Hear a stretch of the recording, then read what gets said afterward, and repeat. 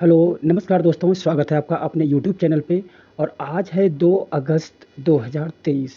तो इस वीडियो में 2 अगस्त से संबंधित जितने भी इम्पोर्टेंट फैक्ट होते हैं जो एग्ज़ाम में आ सकते हैं, उन सभी को इसमें डिस्कस किया गया है और उसके साथ में एक व्याख्या भी दी गई है। तो ज़्यादा देर न करते हुए आगे बढ़ते हैं क्वेश्चन नंबर 1 की तरफ। आज का जो क्वेश्चन नंबर 1 है वो है, किस केंद्रीय मंत्री ने उल्लास नव भारत साक्षरता कार्यक्रम के मोबाइल ऐप को लॉन्च किया है? तो यहाँ पे उल्लास की बात की जा रही है, ULLAS, उल्लास।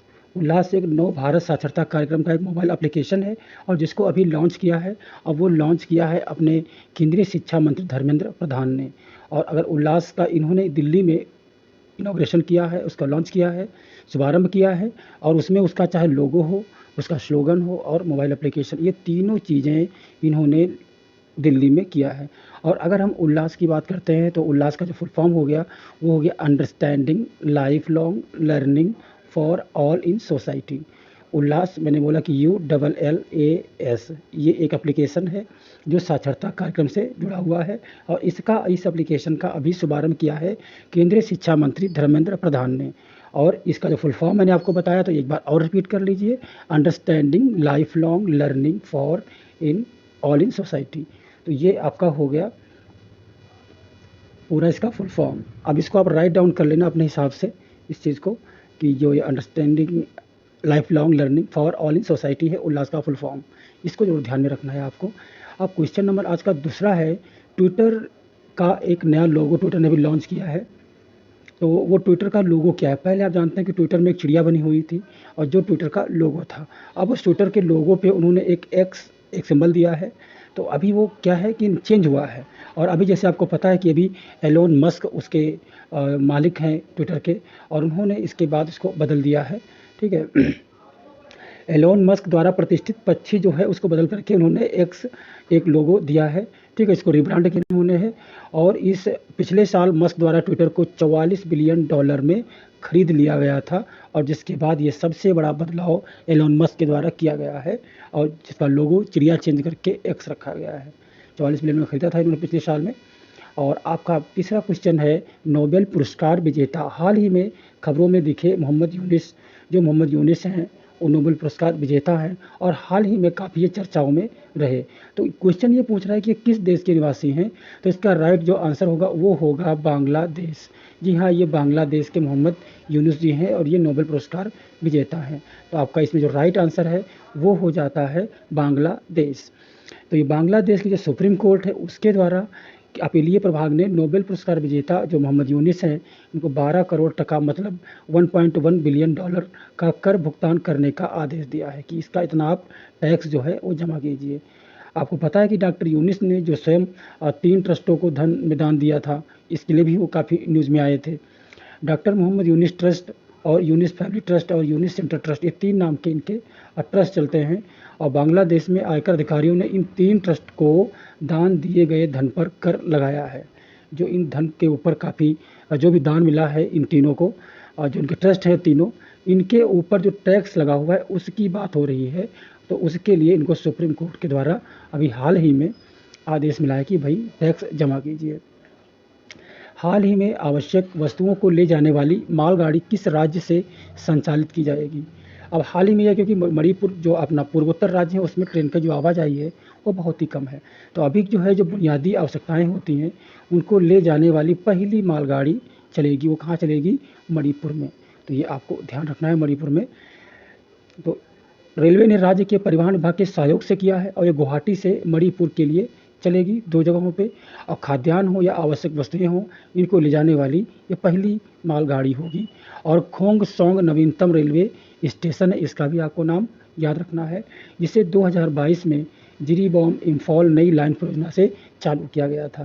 तो ये मणिपुर में एक नई ट्रेन चली है जो बुनियादी आवश्यकताओं को लेकर के मणिपुर पहुंचेगी।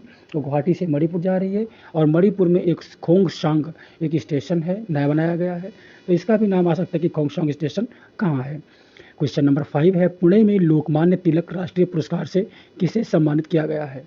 तो ये पुणे जो है महाराष्ट्र राज्य में पड़ता है। तो वहाँ पर लोकमान्य तिलक राष्ट्रीय पुरस्कार जो है वो भी किसको प्रदान किया गया है, तो अपने आदरणीय जो प्रधानमंत्री नरेंद्र मोदी जी हैं, इनको ये लोकमान्य तिलक पुरस्कार प्रदान किया गया है। पीएम मोदी को पुणे में लोकमान्य तिलक प्रदान किया। तिलक जी के बारे में आपको बहुत कुछ पता है। 1983 में तिलक स्मारक मंदिर ट्रस्ट द्वारा इसको स्थापित किया गया था, और जो ये पुरस्कार है हर वर्ष ये 1 अगस्त को दिया जाता है, और ये तो तिलक जी की पुण्यतिथि है, इस तिथि पर दिया जाता है। और अपने जो प्रधानमंत्री हैं वो 71वें प्राप्तकर्ता हैं, तो ये आपको याद रखना है कि ये 71वें प्राप्तकर्ता हैं, और 1 अगस्त को ये अवार्ड दिया जाता है। तिलक का, लोकमान्य तिलक का नाम बहुत ही सम्माननीय है, ठीक है। वो काफ़ी अग्रणी रहे थे हमारे जो स्वतंत्रता जो संग्राम हुआ था उसमें, तो इनका आपको नाम याद रखना है। और अभी हाल ही में ये पुरस्कार जो है अपने प्रधानमंत्री को दिया गया है।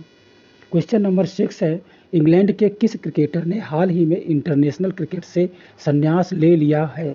तो ऐसे कौन से क्रिकेटर हैं जिन्होंने भी संन्यास लिया है इंटरनेशनल क्रिकेट से?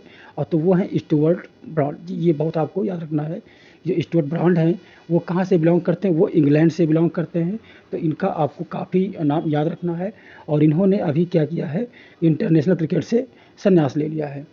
एशेज 2023 का 5वां टेस्ट उनके करियर का आखिरी टेस्ट मैच होगा जी। पहला और आखिरी आपको हमेशा याद रखना होता है। तो इनका भी जो एशेज 2023 जो 2023 का जो 5वां टेस्ट है वो इनका आखिरी टेस्ट होगा। स्टुअर्ट ब्रॉड करियर की आखिरी गेंद पर छक्का जड़ने और गेंदबाजी में अंतिम गेंद पर विकेट इन्होंने लिया। तो स्टुअर्ट ब्रॉड ने अपना टेस्ट आगाज़ 9 दिसंबर 2007 को श्रीलंका के खिलाफ किया था, और जिसकी वजह से इन्होंने रॉड क्रिकेट में कुल 604 विकेट भी इन्होंने लिए थे। और अभी आपको इस क्वेश्चन के हिसाब से इतना याद रखना है कि स्टुअर्ट ब्रॉड जो इंग्लैंड के क्रिकेटर हैं, इन्होंने अभी इंटरनेशनल क्रिकेट से अलविदा ले ली है, इतना। बाकी चीज़ें ज़्यादा इंपॉर्टेंट नहीं रखती हैं।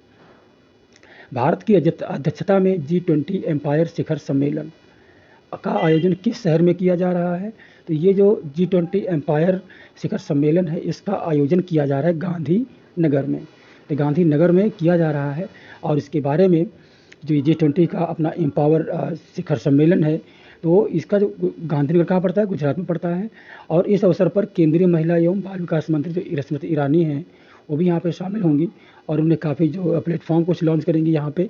Empower digital inclusion platform launch किया, और ये 2 दिवसीय होगा, और बेसिकली महिलाओं के ऊपर है ये। और इसकी जो थीम होगी वो है महिला नेतृत्व वाला विकास, टिकाऊ, समावेशी, न्यायसंगत, वैश्विक और आर्थिक विकास सुनिश्चित करना।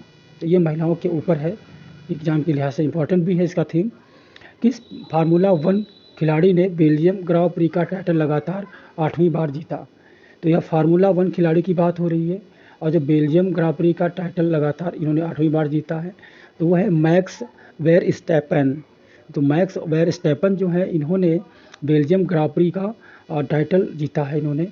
और फार्मूला 1 चैंपियन मैक्स वेरस्टैपेन ने बेल्जियम ग्रां प्री लगातार 8वीं बार जीता।